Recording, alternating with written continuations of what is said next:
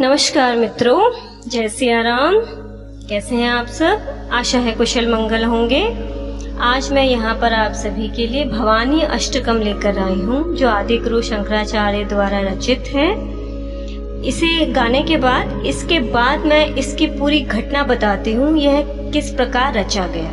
चलिए आरंभ करते हैं। न तातो न माता न बंधुर्न दाता न पुत्रो न पुत्री न भृत्यो न भर्ता न जाया न विद्या न वृत्तिर्ममेव गतिस्त्वं त्वमेका भवानी। भवाब्धावपारे महादुःखभीरु पपात प्रकामी प्रलोभे प्रमत्तः कुसंसार पाशः प्रबन्ध सदाहं गतिस्त्वं त्वमेका भवानी। न जानामि दानं न च ध्यानयोगं न जानामि तन्त्रं न च श्रोत्रमन्त्रं न जानामि पूजा न च न्यासयोगं गतिस्त्वं त्वमेका भवानी। न जानामि पुण्यं न जानामि तीर्थं न जानामि मुक्तिं लयं वा कदाचित् न जानामि भक्तिं व्रतं वापि मातर् गतिस्त्वं त्वमेका भवानी। कुकर्मी कुसंगी कुबुद्धि कुदासः कुलाचारहीनः कदाचारलीनः कुदृष्टि कुवाक्यः प्रबन्ध सदाहं गतिस्त्वं त्वमेका भवानी। प्रजेशं रमेशं महेशं सुरेशं दिनेशं निषीधेश्वरं वा कदाचित् न जानामि चान्यत् सदाहं शरण्ये गतिस्त्वं त्वमेका भवानी।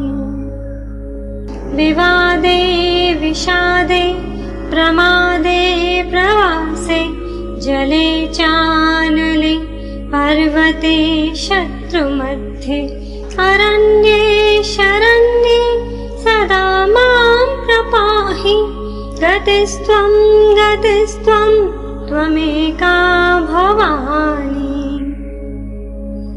अनाथो दरिद्रो जरारोगयुक्तो महाशीर्णदीनः सदा जाड्यवक्त्रः विपत्तो प्रविष्टः प्रनष्टः सदाहं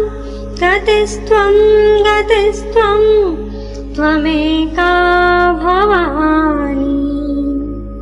इति श्रीमद् शंकराचार्य द्वारा कृत भवानी अष्टकम संपूर्णम।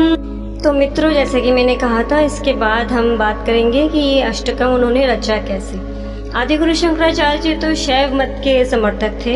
तो जब वो एक बार कश्मीर जाते हैं शाक्त मत का खंडन करने के लिए, वहाँ पर किसी तांत्रिक ने उन पर मारण कर दिया था, क्योंकि इतने बड़े साधक थे शिव के। तो मारण से उन्हें दस्त लग जाते हैं, उनका पेट खराब हो जाता है, तो उनका शरीर बहुत ही जीर्ण शीर्ण हो जाता है, बहुत ही जर्जर हो जाता है। तब माता एक वृद्धा का रूप धारण करके वहाँ आती है। माता आकर ही भिक्षा मांगती है, तो उनके शिष्य बाहर आते हैं। उनके शिष्य कहते हैं कि आप लीजिए, तो माता मना कर देती है। माता कहती हैं कि मुझे आपके गुरु से ही भिक्षा चाहिए, अन्यथा मैं चली जाऊंगी। तब जब शिष्य ये बात जाकर गुरुदेव को, मतलब आदि गुरु शंकराचार्य जी को बताते हैं, शंकराचार्य जी उनसे कहते हैं कि उनसे कहिए कि उनका जो गुरु है वो बहुत ही शक्तिहीन अवस्था में पड़ा हुआ है, तो वो बाहर आके भिक्षा नहीं दे सकता। तब जब ये बात शिष्य आकर वृद्धा स्वरूप माता को बताते हैं तो माता कहती है जो यहाँ पे शाक्त मत का खंडन करने के लिए आया है वो कह रहा है उसके शरीर में शक्ति नहीं बची। ये बात सुनते ही आदिगुरु शंकराचार्य समझ जाते हैं ये कोई साधारण स्त्री नहीं है। आदिगुरु शंकराचार्य जी गिरते पड़ते किसी तरीके से बाहर आते और चरण पकड़ लेते हैं साष्टांग दंडवत की माता आप कौन है, आप कोई साधारण स्त्री नहीं हो सकती। तब माता अपने वास्तविक स्वरूप में आती हैं और उसे बताती हैं कि शिव शक्ति भिन्न नहीं है। तब आदिगुरु शंकराचार्य जी रोते रोते भवानी अष्टकम की रचना करते हैं और उसके बाद उन्होंने इतने सुंदर सुंदर रचनाएं रची हैं माता की, ललिता पंचकम, सौंदर्य लाहिरी, क्षमा देवी क्षमा प्रार्थना और बहुत सुंदर सुंदर उसके बाद उन्होंने स्रोत रचे हैं माताओं के, अन्य आदि देवी देवताओं की भी। तब उन्होंने कृष्ण के, राम के, उसके पश्चात वो सभी के संप्रदायों को समर्थन करने लगे। शंकराचार्य वास्तव में वही होते हैं जो सार्वभौम, जो सभी की सत्ता को स्वीकारते हैं। ये सब वैसे भी परब्रह्म है, श्री हरि, भोलेनाथ, माता आदिशक्ति, श्री गणेश, ये सब परब्रह्म की श्रेणी में आते हैं। तो ये था भवानी अष्टकम और उसके रचने की घटना। आशा है आप सभी को अच्छी लगी होगी। यदि अब तक आपने इस चैनल को लाइक शेयर सब्सक्राइब नहीं किया तो कर लीजिए। आपको इसी प्रकार सुंदर सुंदर अच्छी अच्छी जानकारियाँ मिलती रहेंगी।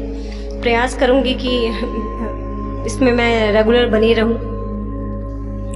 आप सभी की नवरात्रि अच्छे से व्यतीत हो, आप सभी स्वस्थ रहें, कुशल रहें, प्रभु भक्ति में लीन रहें। धन्यवाद। अब मैं वाणी को देती हूँ विराम अगले आख्यान के लिए।